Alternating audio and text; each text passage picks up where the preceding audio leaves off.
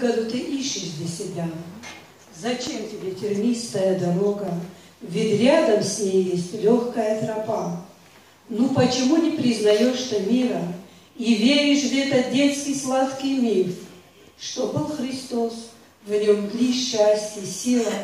Пойми, чудак, мы сами строим жизнь. Кто при деньгах, тот нынче и на троне. Зачем пахать среди людей межу? Я отвечал: я не служу мамоне, мой Бог Христос, и я Ему служу. Он даровал мне счастье новой жизни, из мрака вывел Он меня на свет. Он показал мне безграничность выси, на все вопросы дал Он мне ответ. Кем я был раньше, что я в жизни видел, как в лабиринте брел я среди греха. Я видел мрак, конец я свой предвидел, и вот уж пропасть. Но Его рука меня в последний миг с пути свернула.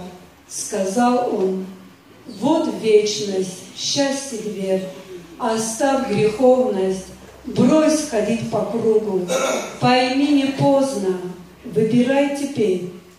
И выбрал я, и не сверну с дороги, со мной рядом вечно мой Христос.